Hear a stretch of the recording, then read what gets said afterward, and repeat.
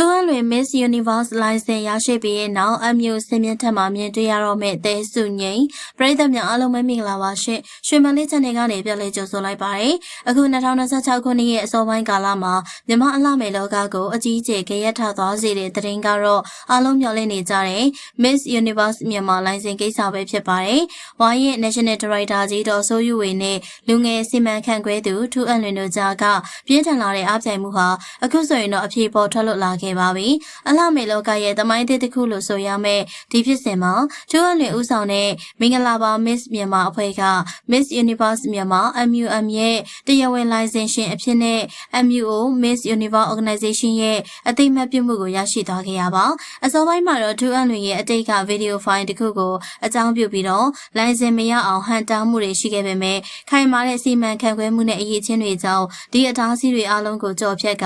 အောင်ပွဲခံနိုင်ခဲ့တာပဲဖြစ်ပါတယ်ထူးအလွင်က license ရခြင်းမှာသူ့ရဲ့အရာပိုင်ခွင့်တွေကိုအကာအကွယ်ပေးဖို့အတွက်လှုံ့ဆော်လာတာကိုတွေ့ရပါတယ်မြန်မာအလင်းသတင်းစာကနေတဆင့်သူပိုင်ဆိုင်တဲ့ Miss Universe မြန်မာ license နဲ့ပတ်သက်ပြီးတော့နာမည်စင်သူရိုးမားတွေအဖွဲ့အစည်းအမှတ်အသားတွေကိုခွင့်ပြုချက်မရှိဘဲအသုံးပြုနေတဲ့ဘသူကိုမဆိုဥပဒေအရထိရောက်စွာနဲ့အရေးယူသွားမယ်လို့တရားဝင်ကြေညာချက်ထုတ်ပြန်လိုက်တာပါဒါကဒေါ်စိုးယူဝေရဲ့အဖွဲ့အစည်းပါဝင်တခြားသောအဖွဲ့တွေကိုပြပြတသားသတိပေးလိုက်တာပဲဖြစ်ပါတယ်အခုချိန်မှာပြည်သက်တွေရင်ခုန်ဆုံးကတဲစုငိမ့်ပါပဲထူးအလွေရဲ့အချစ်ဆုံးနဲ့ယုံကြည်အားဆုံးတပည့်မလေးဖြစ်တဲ့တဲစုငိမ့်က Miss Grand International မှာ second runner အဆုကိုရရှိခဲ့ပြီးတော့နိုင်ငံတကာအလှမယ်လောကမှာပါစောင့်ကြည့်ခြင်းကိုခံနေရတဲ့ကျေစင်တစ်ပွင့်ဖြစ်ပါတယ်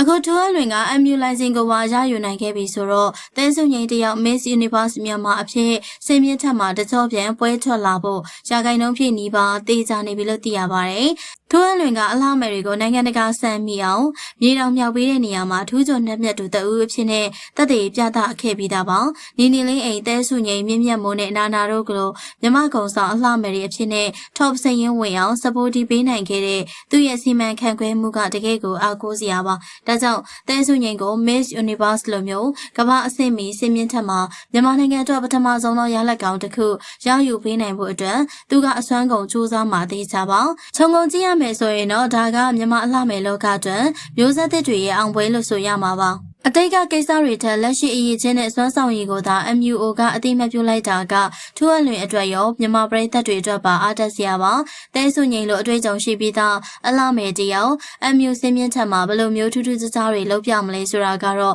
2026ခုနှစ်ရဲ့စောင့်ကြည့်ရဆုံးအကြောင်းအရာဖြစ်ပါတယ်ဒါအပြင်ဒီလိုမျိုးစီမံခန့်ခွဲမှုအပြောင်းလဲတွေကမြန်မာအလှမယ်လောကမှာခေတ်သစ်တစ်ခုကိုအစာပြိုးလိုက်တာလည်းဖြစ်ပါတယ်အရင်ကဝါရင်သူတွေပဲကြီးစိုးခဲ့တဲ့လမ်းကြောင်းမှာအခုလိုမျိုးမျိုးဆက်သစ်လူငယ်တွေကတီထွင်ဖန်တီးမှုအသစ်တွေအားမှန်အပြည့်နဲ့နေရာရလာတာကတကယ်ကိုမှအားတက်စရာအမြင်ကွင်းတစ်ခုပါဒူအလွင်ရဲ့ခင်မိတဲ့စဉ်းစားတွေးခေါ်မှုတွေကြောင့်တဲဆုငိမ့်နေနဲ့အရင်ကထပ်ပုံမှုကောင်းမွန်တဲ့ trainee တွေနိုင်ငံတကာအဆင့်မီ fashion တွေနဲ့ကမ္ဘာပရိသတ်ကိုထပ်မံဖန်ဆားနိုင်အောင်မှသိချပါတယ်နိုင်ငံတကာကဖေးချမ်းဖန်တွေကလည်းတဲဆုငိမ့်ရဲ့ Miss Universe မြင့်ထက်ကခြေလမ်းတွေကိုအတော်လေးစိတ်ဝင်စားစောင့်ကြည့်နေကြတာကြောင့်မြန်မာနိုင်ငံအတွက်ပထမဆုံးသော crown ကိုမျှော်လင့်ဖို့အတွက်လက်တကမ်းအလိုကိုရောက်ရှိနေပြီဖြစ်ပါတယ်ပရိသတ်တွေအားလုံးကလည်းဒီခရီးစဉ်မှာအတူတကွပါဝင်အားပေးကြဖို့အတွက်တိုက်တွန်းချင်ပါတယ်နော်ပရိသတ်ကြီးတို့ရောထူးအလွင်ရဲ့စီမံခန့်ခွဲမှုအောက်မှာတဲစုငိမ့်ကို Miss Universe မြန်မာအဖြစ်နဲ့မြင်တွေ့ရဖို့ဘယ်လောက်တောင်မှရင်ခုန်နေကြပြီလဲတဲစုငိမ့်ကရော Miss Universe မှာမြန်မာနိုင်ငံအတွက်ပထမဆုံးသော crown ကိုယူဆောင်ပေးနိုင်မယ်လို့ထင်လားမိမိတို့ရဲ့အမြင်လေးကိုမှတ်ချက်ပေးခဲ့ပါအောင်ရှင်အားလုံးကိုကျေးဇူးတင်ပါတယ်ရှင်